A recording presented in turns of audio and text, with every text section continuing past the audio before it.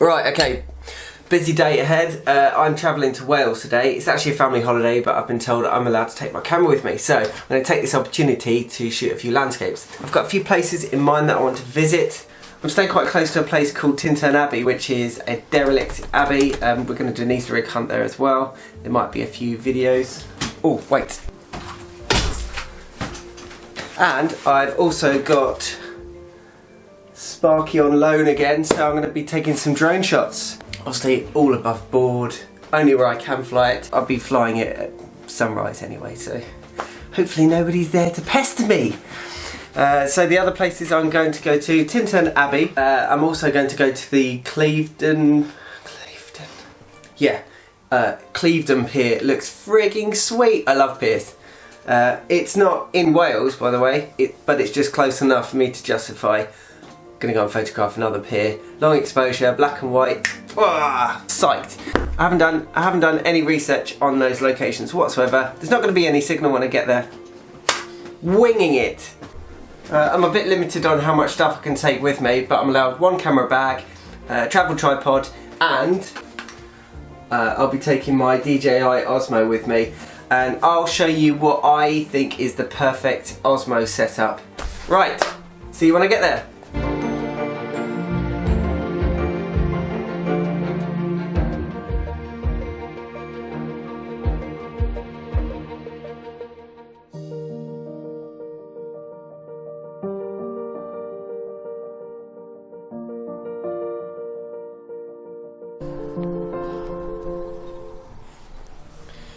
Good morning. I have made it to Wales and I'm at the stunning location called Tintern Abbey. Have a look at this. I've been here since sunrise, which was about an hour and a half ago. This was not a scene worth photographing until the sun has come up. But the thing is, you can actually photograph it from all angles. So it's actually, it gives you a lot of scope for photographing it. My intention was to do some long exposures, but it's turned out to be a beautiful sunny day. It is actually giving me the option of doing some starbursts.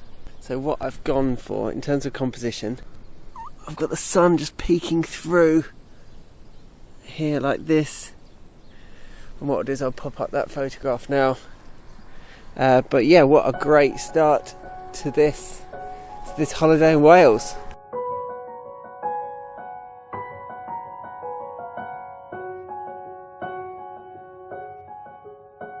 If I walk out into the sun here, what's going to happen?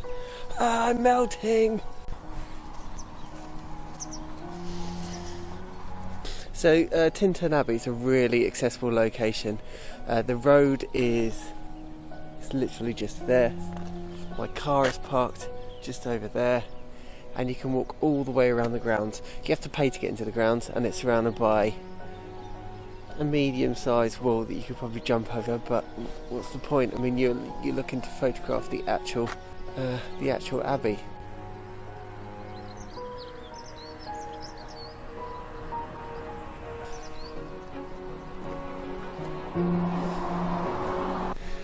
So I'm actually walking along the street now. The abbey is next to the road. So if you didn't want to pay to go into the grounds, you can photograph it from the street. Absolutely fine. I launched a drone from roadside. 2 cars passed me, 1 cyclist. No harm in it whatsoever. But you're not allowed to fly drones in the grounds of that abbey. What a great location where you can get this view from the street. But you can walk all the way around the abbey, all the way around to there. So pretty much 360 is open. Alright, okay, I'm done at this location for now.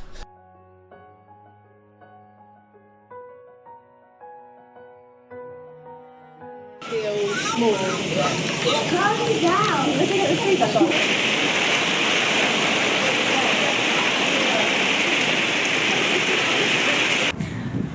Okay, so I'm now at my second location.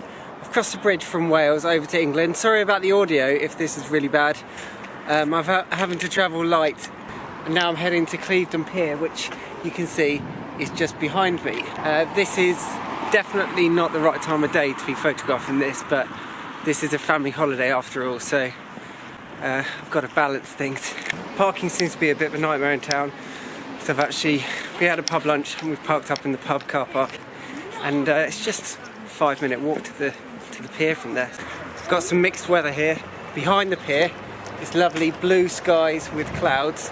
Above me is a massive black cloud, and behind is pretty grey actually, but I brought the umbrella with me anyway. This is a great example of what you shouldn't do. Landscape photography shouldn't be this hard. But essentially, I am completely surrounded by mud. These are not the shoes to be wearing. Well, do your research and then you'll bring the right shoes. And then I've got this big storm cloud coming over. So I'm just waiting for it to stop spitting. And then I'm going to set my camera up. I think it stopped. Right, let's get set up. Yeah, going out into the mud might have been a bit too ambitious, so I've retreated to a concrete jetty slab thing. There's a nice safe bet to put my tripod on. Although you might think, oh, it's raining, go home. This could lead to some very dramatic photographs. For example, right here, there's a massive break in the sky. That could look cool. That's all a bit grey. An awesome background to the pier. Changing the weather can create awesome photographs, and that is why I'm not just going to pack up and go. I've got some quite limited stuff here because I'm on a family holiday. I've got it's not limited, but I've got a much better tripod at home, but it wouldn't fit in the car. I've got 3 children, I've got a 5-year-old and I've got newborn twins, so it left me very little space left in the car. Sun's out. So once this has stopped raining on me, I'm going to be setting up my camera, which is 5D Mark III. I'm going to put my 24-70 2.8 lens on, filters, probably have a grad filter on the sky. Let's guess, let's go with a 3-stop grad filter, and I'm going to stick a 10-stop filter. If 10 stops isn't enough, I'll stick a 16-stop filter on it. And other usual stuff, f8, ISO 100, whatever, shutter speed, probably be about 4 or 5 minutes. And they are my preferred settings. Boring stuff out of the way. I think it's showtime. Let's go. Slight change of plan, but only slight change. I'm using a 2-stop ND grad filter, and I put on a polarizing filter as well. The reason being is I've got a 10-stop and I've got a 16-stop. A 10-stop gets me 30 seconds exposure. No good for me here. It's not what I want. Or I've got a 16-stop, which is going to be 16 minutes. Ain't no one got time for that. So I've gone for a kind of 12-stop. So stranger, this looks like I really, really love my camera, but I'm just protecting it from the wind because otherwise I'll just get shaky images. Calm down, wind. Calm down. Okay, that last shot that I just took, that was the winning shot. I could tell, typically when I'm on a shoot, it's the last photograph that I take that will be my best anyway, because I look at it and think, that's it, I've got the shot, I'm done. Why stay any longer? If you're going to come photograph Clevedon Pier, come at high tide, and then it will just keep your foreground nice and clean. The other thing is, this behind me is from east to west, which means you can photograph this thing pretty much all day. Obviously it's going to look better at sunrise and sunset. This one might be a sunset location, but I'm on a family holiday, so I need to get a shot and get back to my family. I'm going to pack up my stuff and go. Okay people, save yourself some times. Save yourself some times, right? Picking up an accent since I got here. Save yourself some time. You don't need to go in the mud here to get a good shot.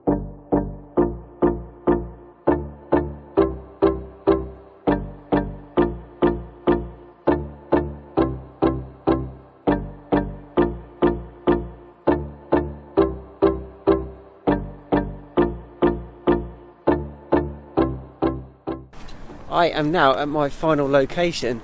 I am back on the other side of the bridge, so I'm no longer in Wales. I'm in Bristol. I'm filming on the DJI Osmo, and this isn't an advert. I thought I'd just take this opportunity to show you why I use this camera. It has its strengths and it has its weaknesses, but I'll talk you through my setup. Oh, this bridge looks sweet! I'm heading up to the observatory, which is on a big hill opposite the bridge. Oh, look at this! Look at that view. Okay, so I'm not actually going into the observatory. The observatory is this building here, but I can't see it giving me much of a better view than what I've got here. Whoa! Don't look down. Look at this. Go on. Oh, just gonna check out my options in terms of a composition. Oh, this looks freaking sweet. But the sun's setting behind me over here, and I've looked at the maps already, so I know exactly where the sun's going to set. What's happening? Is he having a bad day? I always like to scope out my locations before I set my tripod up, so I'm just walking around a bit trying to figure out what's what, because I don't want to go back home and realise I should have just walked around the corner and there's a much better composition. So this Osmo, I've got a filter on it. It's a fixed lens, so I think it's 24mm equivalent, and it's always shooting fully open, which is at f2.8. Therefore, if you want to maintain sensible shutter speed for video, you have to put filters on it, and that's one of the weaknesses of this. You can't change the aperture. You have very little control over your settings on this. Here's the next view. That's looking pretty good. Oh, look at this. I mean, you can just set up a tripod on this path here. I think I'm going to set my camera up and get some shots. I'll come back to this video stuff in a bit.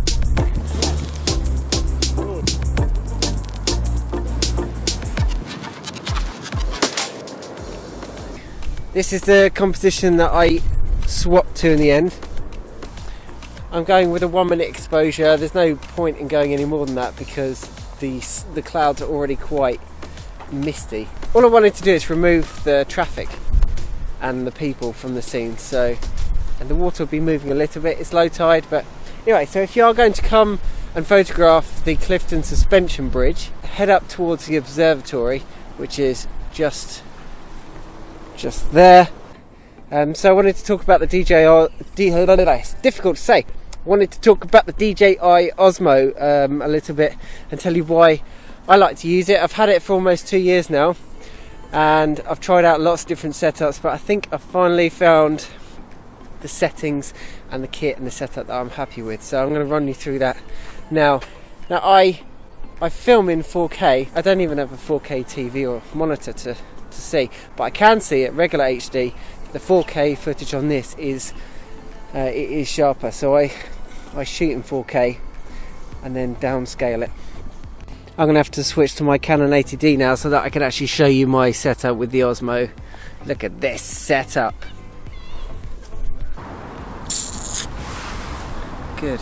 Let me talk you through my DJI Osmo setup.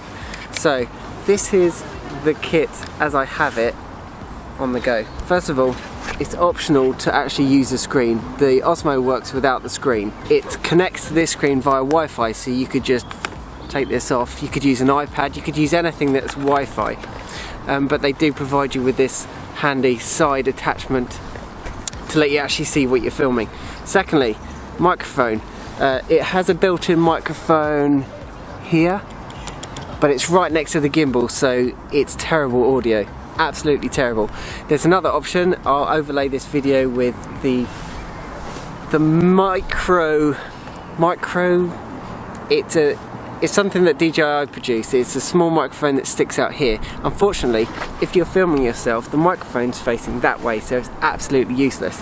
So this is the Rode Video Micro Pro, and I've attached it to the arm here. If you're doing a vlog, you can be filming like this, and it's picking up your audio. If you're filming somebody, spin it around and it's picking up their audio. So when you get it out of the box, it's going to have a lens cap on it.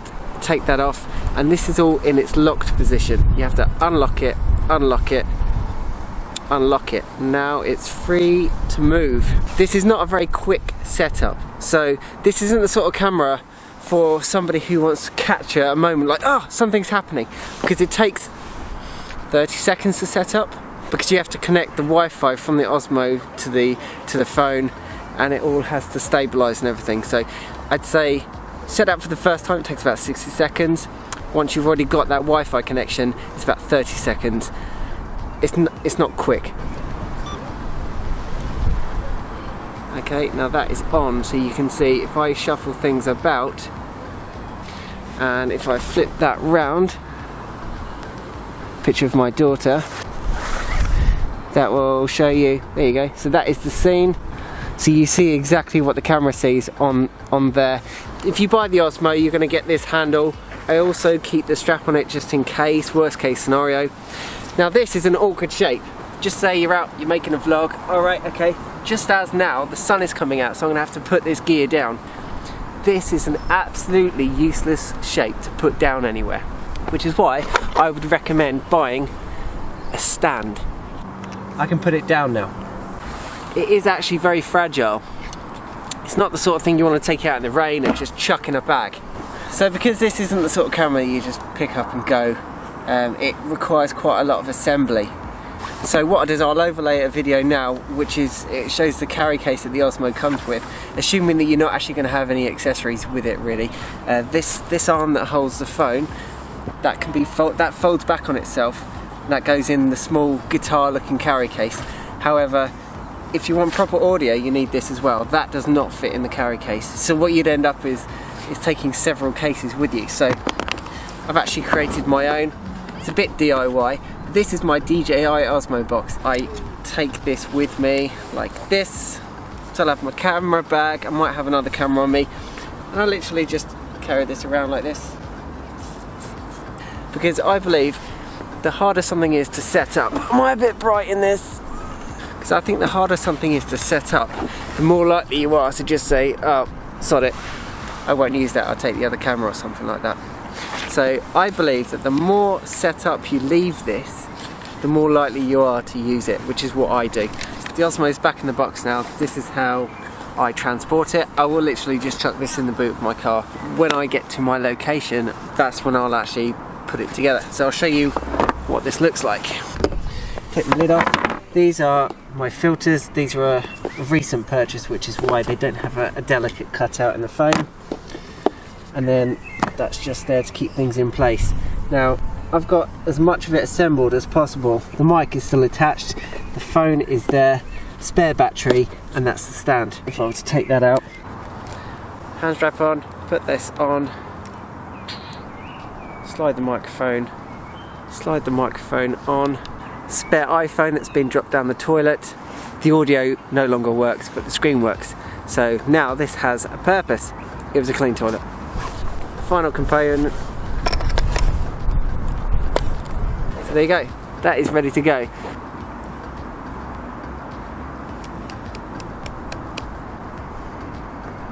It's a good sunset. One slight tweak which is annoying the audio. The Wi-Fi settings seem to be interfering. The Wi-Fi from the phone seems to be interfering with the audio from the Osmo. So if you go into the settings and change how many megahertz I think the internet Wi-Fi uses, that fixes the audio. Plus, when you press the record button, it makes a beep. Don't start to talk too closely to when you press that button, because there's like a little blip, and then that ruins your video. I shoot in log format and then I boost the contrast and grade it later on in editing software. I have used a few of the settings over the years and I haven't found one that I particularly like, especially when you stick it next to the footage from a Canon 80D and other cameras. It just looks really flat and it seems to lift the shadows, but the dynamic range on it is pretty good, but everything is in focus. If you want a camera that gives you options of blurring backgrounds, this is not the one for you, because everything is always in focus. Even if it is a 2.8 lens, everything is in focus. So to summarise, I love using the DJI Osmo. It's got its purposes. I don't use it for everything. If I'm walking and talking, then that is the camera that I'm going to be using, and it makes it great for making vlogs and landscape tutorial stuff, especially since you can control the audio. So I hope you enjoyed this video. It's been a bit of an interesting tour of some of Wales and some of Bristol and various other places. This is actually a family holiday, but it turned out being a bit more about photography than I thought it was going to.